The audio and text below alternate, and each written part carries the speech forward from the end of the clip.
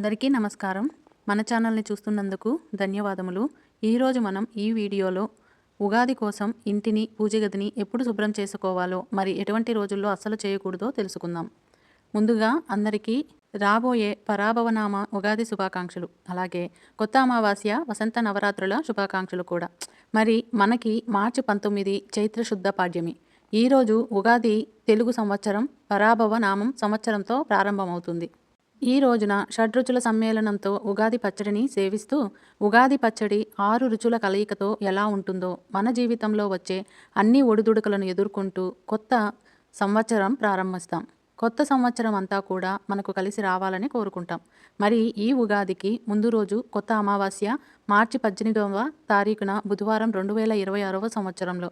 మరి ఈ కొత్త అమావాస్య ఉగాది కోసం ఇంటిని, పూజా గదిని ఎప్పుడు శుభ్రం చేసుకోవాలి, మరి ఎటువంటి రోజుల్లో అస్సలు చేయకూడదో, ఒకవేళ మీకు పీరియడ్స్ ప్రాబ్లం కానీ, సూతకం కానీ, ఏదైనా మైలు కానీ వస్తే ఎప్పుడు శుభ్రం చేసుకోవాలి, పూజ చేసుకోవాలో ఈ వీడియోలో వివరంగా మీతో షేర్ చేసుకుంటున్నాను.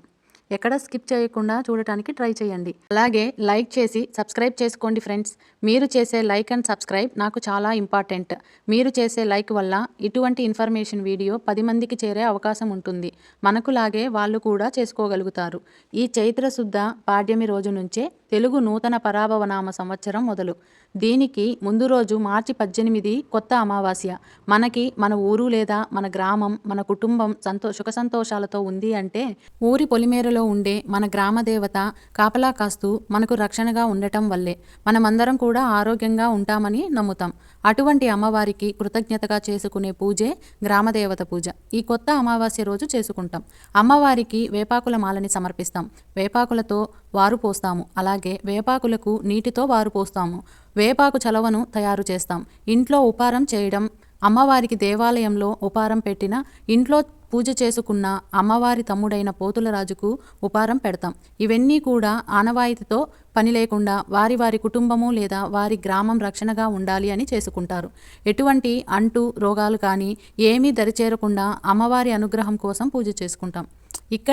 ఇక్కడ నుంచి మనకు ఎండాకాలం కూడా మొదలవుతుంది. కాబట్టి అమ్మవారిని, ఆటలమ్మని, ఇంకేదైనా వేరే అనారోగ్య సమస్యలు రాకుండా, అలాగే అంటు రోగాలు ఏవి కూడా పిల్లలకి కానీ పెద్దలకి కానీ రాకుండా అమ్మవారు రక్షణగా ఉంటారని చెప్తారు. ఈ గ్రామదేవత పూజ చేసుకోవటం అనేది ఫస్ట్ నుంచి కూడా మనకు వస్తుంది. మరి అటువంటి అమ్మవారి పూజ చేసుకోవడం కోసం మరియు తర్వాతి రోజు చైత్రశుద్ధ ఉగాది రోజే లలితా నవరాత్రులు కూడా మొదలవుతాయి. కాబట్టి ఇవన్నీ పూజలకి సిద్ధం అవ్వాలి అంటే ఇంటిని శుభ్రం చేసుకోవటం, బూజులు దులుపుకోవటం, పూజలకు సిద్ధం అవ్వటం, అలాగే ఉగాది పండక్కి చక్కగా ఇంటిని అలంకరించుకోవటం చేస్తూ ఉంటాము. ఈ కొత్త అమావాస్యకి ఇంటిని, పూజ గదిని ఎప్పుడు ఈ విధంగా శుభ్రం చేసుకోవాలో తేదీలతో సహా క్యాలెండర్లో చూపిస్తాను. దాంట్లో మీకు వసతి ఉన్న రోజుల్లో ఒక్కసారి పూజ గదిని సిద్ధం చేసుకొని అమ్మవారి పూజకి ఏర్పాట్లు చేసుకోవచ్చు. క్యాలెండర్ చూసుకుంటే చైత్రశుద్ధ పాడ్యమి పరాభవనామ సంవత్సరంతో తెలుగు నూతన సంవత్సరం మొదలవుతుంది. ఈరోజు ఉగాది. అంతేకాకుండా లలితా నవరాత్రులు మొదలవుతాయి 19వ తేదీ గురువారం. దీనికి ముందు రోజే కొత్త అమావాస్యగా అందరూ కూడా గ్రామదేవతని ఆరాధించే అతి విశిష్టత కలిగిన రోజు. ఈ 2 రోజులకి పూజలకు సిద్ధం అవ్వాలి అంటే 17వ తారీఖు మనకి మంగళవారం వచ్చింది. ఎప్పుడైనా పూజ గదిలో పటాలు తుడవాలన్నా, ఏదైనా విగ్రహాలు తోమడానికైనా మనం శుక్రవారాల్లో శుభ్రం చేసుకోం, ముందుగానే సిద్ధం చేసుకుంటాం. అటువంటప్పుడు 16 తారీఖు సోమవారం కానీ 15 ఆదివారం కానీ శుభ్రం చేసుకోవచ్చు. అంటే పూజకి సిద్ధం అవ్వాలి అంటే అమ్మవారి పటాలు కానీ ఏదైనా ఇంట్లో ఉండే విగ్రహాలు కానీ శుభ్రపరచుకోవాలి అనుకుంటే మంగళవారం కాకుండా, శుక్రవారం కాకుండా విడి రోజుల్లో ఎప్పుడైనా మీకు వసతిని బట్టి పూజలకి సిద్ధం చేసుకోండి. ఎందుకంటే కొత్త అమావాస్య రోజు ఇంటిని శుభ్రం చేయొచ్చా అనే సందేహం చాలామందికి ఉంది కదా. కొత్త అమావాస్య రోజు ప్రత్యేకంగా గ్రామదేవతని ఆరాధించే రోజు కాబట్టి అమావాస్య రోజు సిద్ధం అనేది ముందుగా చేసుకోవాలి. కానీ అమావాస్య రోజున శుభ్రం చేయొద్దు. కొత్త అమావాస్య రోజు గ్రామదేవతను పూజించటమే కాదు, లక్ష్మీదేవి అమ్మవారికి అమావాస్య, పౌర్ణమి కూడా చాలా ఇష్టమని చెప్తారు. అందుకని అమ్మవారి అనుగ్రహం కోసం లక్ష్మీదేవిని కొత్త అమావాస్య రోజు ఎంతో విశేషంగా పూజలు చేస్తుంటారు.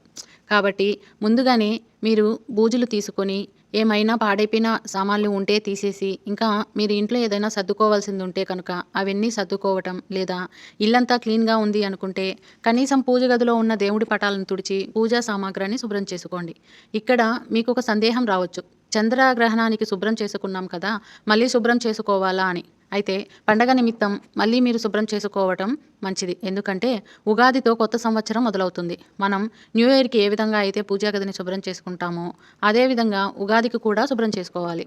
పౌర్ణమి తర్వాత అమావాస్యకి మళ్ళీ 15 రోజులు గడిచింది కాబట్టి ఒక్కసారి మళ్ళీ పటాలని శుభ్రం చేసుకుంటే ఉగాది దగ్గర నుంచి మళ్ళీ ఒక 10 రోజులు మనం శుభ్రం పరిచే వీలు ఉండదు. ఎందుకంటే ఉగాది నుంచి లలితా నవరాత్రులు కూడా మొదలవుతాయి. కాబట్టి వరుసగా 9 రోజులు అమ్మవారికి పూజ చేసుకోవడానికి మరియు శ్రీరామనవమి కూడా వస్తుంది కాబట్టి మళ్ళీ శుభ్రం చేసుకునే అవకాశం ఉండదు.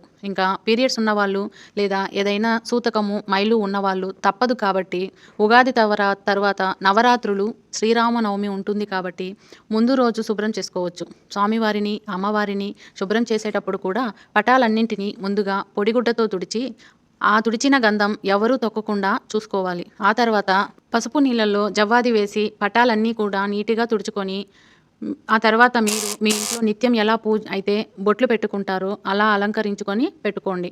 సాధ్యమైనంత వరకు కొత్త అమావాస్య రోజు శుభ్రం చేసుకోకుండా ఉగాది ముందే శుభ్రం చేసుకోండి. ఎవరైతే ముందు శుభ్రం చేసుకోవడానికి వీలు లేని వాళ్ళు అమావాస్య రోజైనా లేక ఉగాది రోజైనా సరే ఇల్లు పూజా గది మొత్తం శుభ్రం చేసుకున్న తర్వాతే పూజ చేసుకోవాలి. లేకపోతే చేసుకోకూడదు. ఇక ఉగాది నుంచే లలితా నవరాత్రులు కూడా కాబట్టి లలితా నవరాత్రులు 9 రోజులు చేసినా చేయకపోయినా అమ్మవారికి ఈ 9 రోజులు త్రిశక్తిని రూపంగా పూజలు అందుకుంటుంది. అమావాస్య రోజు లక్ష్మీదేవికి పూజ చేయటం కుదరకపోయినా గ్రామదేవతకు ఉపారం పెట్టి పూజ చేసుకోకపోయినా కనీసం గడప దగ్గర శుభ్రం చేసి పసుపు కుంకుమలతో అలంకరణ చేసి అక్కడ దీపం పెట్టి నమస్కారం చేసుకోవాలి. మీరు ఒకవేళ ఇంట్లో పూజలు చేయలేని పక్షంలో గ్రామదేవత గుడికి వెళ్ళి నమస్కారం చేసుకొని రండి. అమ్మవారి దర్శనం చేసినంతనే అమ్మవారికి తలిస్తే చాలు. అమ్మవారు ఎటువంటి రోగాల బారి నుండి పడకుండా మన కుటుంబాన్ని అంతటిని రక్షిస్తుంది. అందుకనే ప్రత్యేకంగా కొత్త అమావాస్యకి కొంతమంది గ్రామదేవతకి పూజలు చేసుకుంటారు. గ్రామదేవత పూజ ఆనవాయితీ అనేది ఏమీ లేదు. ఎక్కువ నైవేద్యాలు పెట్టకుండా పానకం, వడపప్పు, చలివిడి, బెల్లం పానకం తయారు చేసి పెట్టినా అమ్మవారికి పూజ చేసుకోవచ్చు. చిన్న పసుపు గౌరీ రూపంలో అమ్మవారిని పూజ చేసుకోవచ్చు. లేదా వేపాకులో చిన్న ముద్దని చేసుకొని అమ్మవారి రూపంగా భావించి పూజ చేసుకోవచ్చు. మీరు ఇవేవి చేయకుండా ఉంటే ఏదైనా దగ్గరలో ఉన్న మీ ఊరి గ్రామదేవత దగ్గరికి వెళ్ళి నమస్కారం చేసుకొని రండి. చాలా శక్తివంతమైన అమావాస్య ఇది. అంతేకాదు 18వ తారీఖు అందరూ కూడా పరిహారాలు చేసుకోవాలి. ఇంట్లోని నరదిష్టి, నరఘోష నుండి బయటపడడం కోసం ఈ పరిహారాలు చాలా చక్కగా పనిచేస్తాయి. పాజిటివ్ వైబ్ అనేది ఇంట్లో ఉంటుంది.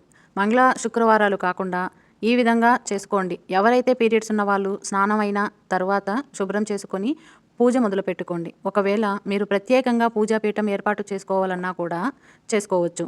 నిత్య పూజలో దీపం మనం మానకుండా పెడతాం కాబట్టి ఎప్పుడూ పూజ గదిని శుభ్రంగా ఉంచుకోవాలి. అంటే 18వ తారీఖు కొత్త అమావాస్య నుండి ఉగాది, దేవీ నవరాత్రులు, శ్రీరామనవమి వరకు ఇదే శుభ్రం సరిపోతుంది. ఇదండి మరి ఉగాదికి మరియు కొత్త అమావాస్యకి ఏ రోజున ఎలా శుభ్రం చేసుకోవాలి అనేది. ఈ వీడియో మీకు నచ్చుతుందని అనుకుంటున్నాను. ఇంకా మీకు ఏదైనా సందేహాలు ఉంటే కామెంట్ చేయండి. నాకు తెలిసినంత వరకు మీకు చెప్తాను. ఇంకొక మంచి వీడియోతో మళ్ళీ కలుద్దాం. నమస్కారం అండి.